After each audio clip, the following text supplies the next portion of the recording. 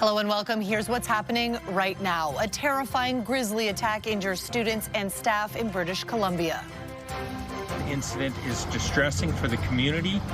The horror and the heroism as teachers fought back. They really ran an incredible race against, a lot of smart people. Why Donald Trump is changing his tune about New York's next mayor.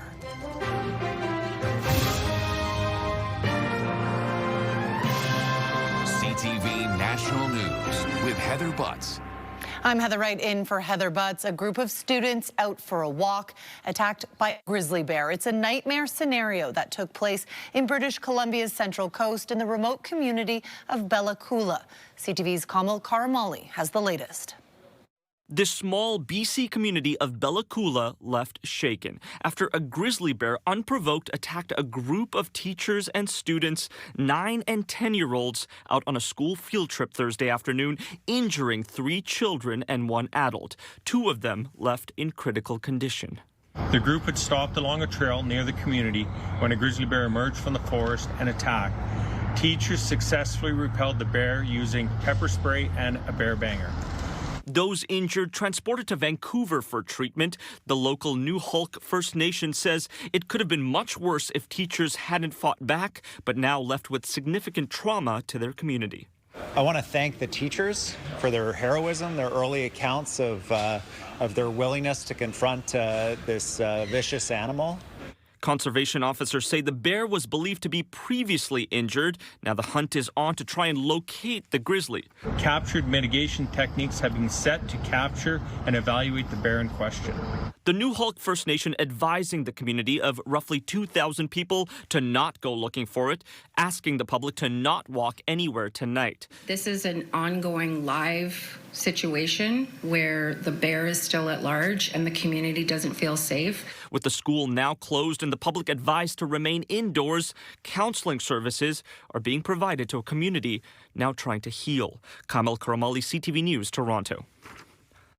The Prime Minister has begun the next leg of his international trip, touching down in South Africa this afternoon.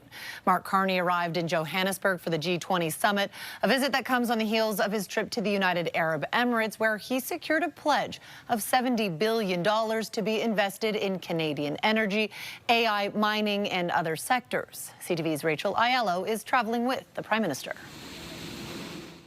Over the next year, we will take significant measures to elevate our relationship. Speaking to a crowd of Emirati and Canadian business leaders, the Prime Minister said his government is ready to start reaping the benefits of a strengthened economic and diplomatic relationship between the two countries. On the surface, to the uninitiated, Canada and the UAE can appear as different as snow and sand. Yet we're deeply, deeply aligned. At our core, we're both trading nations. At the Canada-UAE Business Council Summit, Mark Carney highlighted how both nations are in a position to lead the global clean energy transition and announced the start of a new agreement valued at more than $1 billion to expand critical mineral processing capacity in Canada. This is a new chapter in our relationship, a new chapter in our partnership. Delegations of big funders from both nations will also be exchanging visits next year.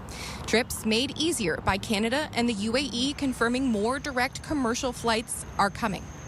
With the Canada-US trade war waging on, the political stakes are high for Carney to deliver on diversifying Canada's economy quickly. This is really important to AI infrastructure build out, data centers, mining projects, infrastructure, everything that Canada wants to build will need a large amount of money, and the UAE is a good starting point for that. Briefly speaking with reporters here before his speech, Carney said he wants that new trade deal wrapped up within a year. He also confirmed that he did raise Canada's concerns about the issue in Sudan with the UAE president directly. Rachel Aiello, CTV News, Abu Dhabi. And here's what the Prime Minister said when asked about the conversation he had with UAE leaders about the situation in Sudan. We did discuss the situation in Sudan. We did discuss the importance of the Quad process, which is the UAE, Saudi Arabia, the United States, and Egypt, and the role that they are playing, they need to play in establishing a ceasefire and peace. The United Arab Emirates is facing allegations that it supports a paramilitary force accused of atrocities in Sudan, which the UAE has denied. President Donald Trump has called New York City's mayor-elect Zohran Mamdani a communist lunatic and a total nut job, while Mamdani has described Trump as a fascist. But there appeared to be a change of tone at their first ever meeting this afternoon.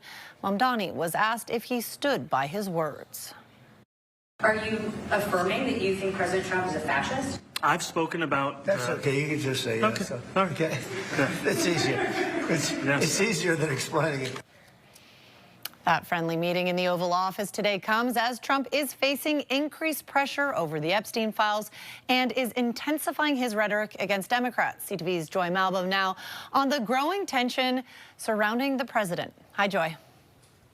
Heather, it's been a bad couple of weeks for President Trump caving to political pressure to release those Epstein files. Election losses to Democrats, he's underwater in the polls, and now the fallout over his words.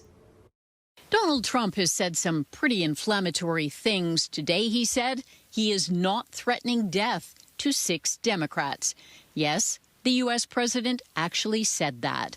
Enraged over this video by Democrats who served, reminding members of the military that under the Constitution, they don't have to obey what they call illegal orders. You can refuse illegal orders. You must refuse illegal orders. Donald Trump lashed out online, writing, seditious behavior from traitors lock them up, and seditious behavior punishable by death. This is perhaps the most reckless, irresponsible thing that he has done all Congress, and it's going to get a lot of us killed. This senator said she received nearly 1,000 new threats, asking Capitol Police for extra protection. I'm worried about the safety of my staff, of my family, and obviously for myself. The White House denies the president's calling for violence, but his words, say critics, are dangerous. People that aren't stable, and they hear this stuff, and they overreact. And that's what we saw with Charlie Kirk, in my view. And so I think we owe it as elected leaders to try to tamp down on the anger. He's got supporters out there that they listen to what he says. The video wasn't specific, but lawmakers say soldiers are concerned about the president's strikes on alleged drug boats near South America and the use of troops in American cities. And this is unusual. A Democratic member of Congress says he felt so threatened by Trump's words, he's calling for a police investigation into a sitting president of the United States. Heather? All right, Joy Malbon in Washington. Thanks for this, Joy. Ontario serial killer Della Millard has been moved from a maximum security prison to a medium security facility, prompting anger from the families of his victims. Millard was convicted of first-degree murder in the deaths of Tim Bosma and Laura Babcock. CTV's John Venevali-Rao now on the outrage surrounding Millard's transfer. John. Heather, the families are framing this as another example of the rights of victims being stripped away, while they say those for murderers are increasing. Della Millard is one of the country's most notorious killers, who murdered not only his girlfriend, Laura Babcock, but also his own father and Tim Bosma, a complete stranger who was selling a pickup truck. After first being convicted almost a decade ago, Millard's been kept in a maximum security jail. But now Bosma's family say they've been notified he's been moved to medium security. In a statement, the family wrote, "We are disgusted by the news," calling Millard a psychopath monster, and writing Corrections Canada disregarded the feedback provided by our families in response to the possibility of such a move. They went on to say it's an abhorrent transgression, offending all manner of common sense. Medium security does mean you have greater ability to interact with other prisoners, you have greater ability to engage in correctional programs, but it's no cakewalk, right? It's not like going to day camp. Experts say it is understandable that the families of the victims would be upset, but say an eventual move to medium security is typical in a system designed with the idea that inmates may eventually be released. There was national outrage 2 years ago over a similar transfer involving serial killer Paul Bernardo. In a statement, the Correctional Service wrote, "We engage with victims at various points of an offender's sentence and provide them with opportunities to voice their concerns, which are considered. Adding in all our decisions, public safety remains our paramount consideration." Experts say whether a prisoner remains in maximum or medium security is largely dictated by the risk they pose to other inmates and the public, and not the crimes they committed. They're still locked up and safe from the community and not likely to escape. As for Millard, corrections officials say he will be eligible to apply for day parole in 2036 and full parole 3 years after that. Heather. All right, John Venavalli-Rao in Toronto. Thanks, John. Ontario police say a sweeping raid in Dufferin County, northwest of Toronto, uncovered a massive copper theft ring. Ontario police shared this image showing what was seized after searching for properties. It includes a large quantity of stolen copper wire, power tools, 11 long guns, 6 handguns, and an assortment of ammunition. Police also seized quantities of meth and cocaine. 6 people have been arrested and charged. Copper theft is also a growing problem in Nova Scotia, where it is causing disruptions in several communities. Stolen copper wires have caused power outages and disconnected phones and internet service. CTV's Paul Hollingsworth joins us with more on this growing and dangerous crime. Hi, Paul. Heather, according to the RCMP, this type of crime is on the rise in Nova Scotia.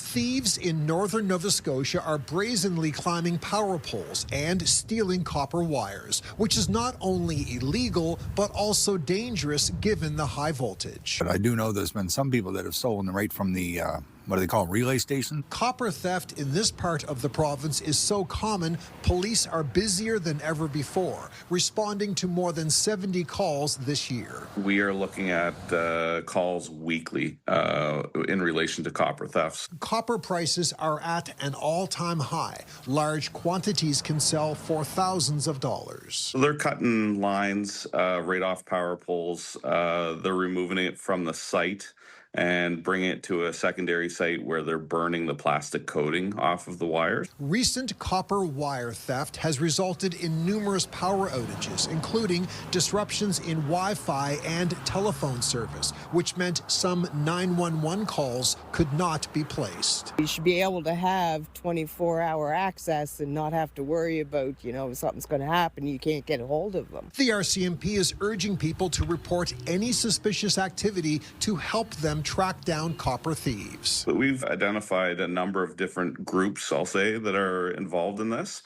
And of that, we've made arrests on 3 of the different groups. The RCMP also say people who run scrap metal yards and recycling depots have been helpful and cooperative. They take names and license plates of people who come to their facilities to sell copper wire. Heather. All right, thanks for this, Paul. Canada Post says it is facing the most severe and challenging financial situation in its history. The Crown Corporation is reporting a $541 million loss in the third quarter, the largest in the company's history. The mail service says it's on track for its worst fiscal year ever as it contends with an ongoing labor dispute and stiff competition for parcel delivery. Coming up, keeping the faith in the digital age. But it cannot replace human intelligence. What the Pope has to say about AI. Plus, the art of setting a new record at auction. A tragedy today at an air show in Dubai.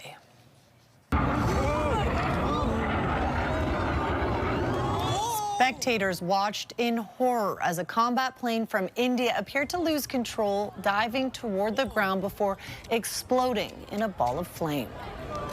Like beyond shocking. Also, there was like complete silence. I think people just didn't understand what happened. The pilot was killed and the crash is now under investigation. The Pope gave a group of teenagers some advice today when it comes to using artificial intelligence. In your education, make the most of this time. AI can process information quickly, but it cannot replace human intelligence. And don't ask it to do your homework for you. Pope Leo delivered his remarks from the Vatican to 15,000 Catholic students attending an annual youth conference in Indianapolis. A self-portrait by legendary Mexican artist Frida Kahlo has shattered a record. For the last time, at $47 million. And it's yours. Thank you very much indeed. Congratulations. Thank you. This painting from 1940 is now the highest-selling work by a female artist at an auction, going for more than $54 million US. The work depicts Kahlo asleep in bed and surpassed the record previously held by Georgia O'Keeffe. And a rare Superman comic book is now the most expensive ever sold. Superman #1 from 1939 sold for more than $9 million US. That's the highest price ever paid for a comic book. A family in California found the issue in excellent condition while cleaning out their attic. Still ahead, facing off over a new rink. Why Ottawa's pro women's hockey team is crying foul over seats.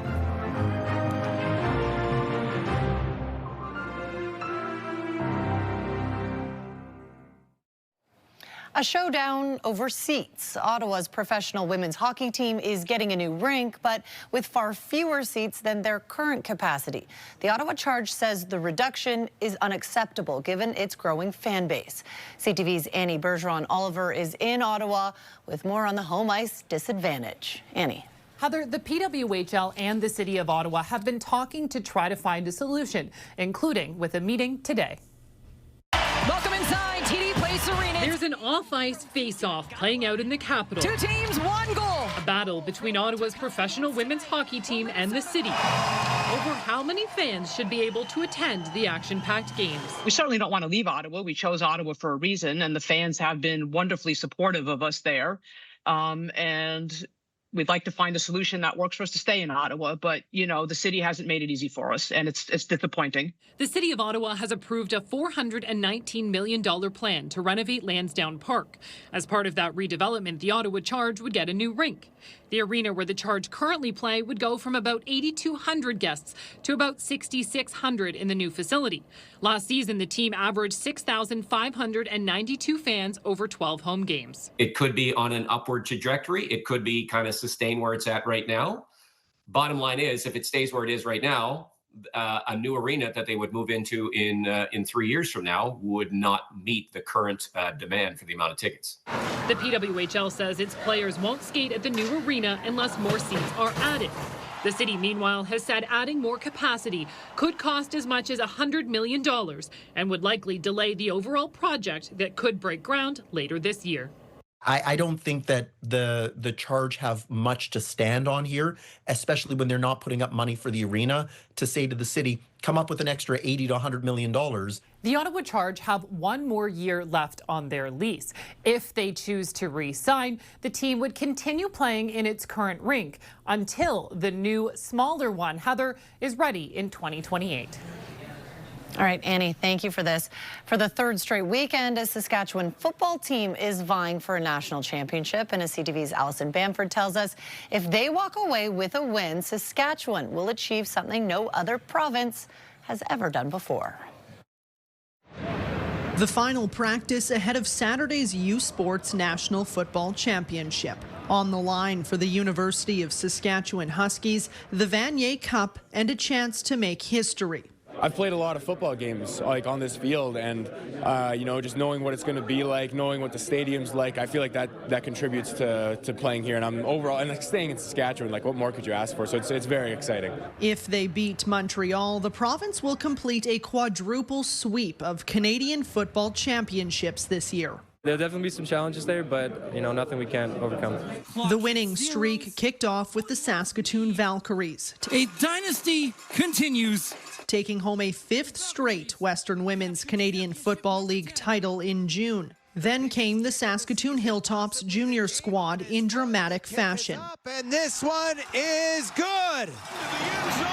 Followed by the Grey Cup champions. And Grey has just turned green and white. That leaves the Huskies to finish the job, something never done before. We know the quality of coaches that we have from the grassroots level all the way up to post-secondary levels and the elite teams here, the Hilltops, the Huskies, the Valkyries. I mean, they're all have that championship pedigree and just, you know, punch above their weight. That success starts at the grassroots level. Saskatoon minor football saw more than 7,000 participants register this year, a number that's grown every year for the last decade and will likely continue after this year's championship performances. Heather? Allison Bamford in Saskatoon. Thanks, Allison. A father and his 9-year-old son from Prince Edward Island are stopping strangers in the middle of their day for a special surprise and capturing the moments that follow. The videos are going viral, but the duo says a bigger goal is to spread joy. CTV's Maria Saru is in downtown Charlottetown with more on this heartwarming story. Maria. Heather, I'm on one of Charlottetown's main streets, and if you walk around the city often enough, you might just see a little guy and his dad make someone's day, or it might even happen to you. Some holiday shoppers in Charlottetown left with more than they came for, an unexpected gift just for them. The presents are random acts of kindness by father and son duo Emil and John Goody. I just want the world to be happier. More than 400 of these moments later, they're not so random anymore. Emil started the Give Bliss movement to turn his pain into his purpose. I had zero self-belief or self-esteem that I could accomplish anything. And once I figured out how big of a lie that was, it kind of became my mission to encourage others to go for what they wanted. Now he's passing that mission on, helping John build his confidence one person at a time. I've gotten way more better at speaking to strangers than I was in the past. You might be wondering what's inside these gifts. Well, every single one comes with something sweet, maybe candy or chocolate, and a handwritten note filled with words of encouragement. The pair posts the encounters on social media, and the reactions run the gamut, from pure delight Thank you so much to total shock. Happy Thanksgiving. Michael Baglol was walking home from work when Emil and John approached him. It's that moment that someone recognizes you or just wants to talk to you for a minute. And they did pick a day where I was kind of, I was a little, I really could use it that day. It got a lot of attention online, but the real measure, they say, is the impact. Emil and John have also made stops in Toronto and Montreal. Their dream is to take the movement across the country. Heather. Maria Saru in Charlottetown. Thanks for this, Maria. And that is our newscast for this Friday. Thanks for sharing your time with us. I'm Heather Wright. Your local CTV News starts right now.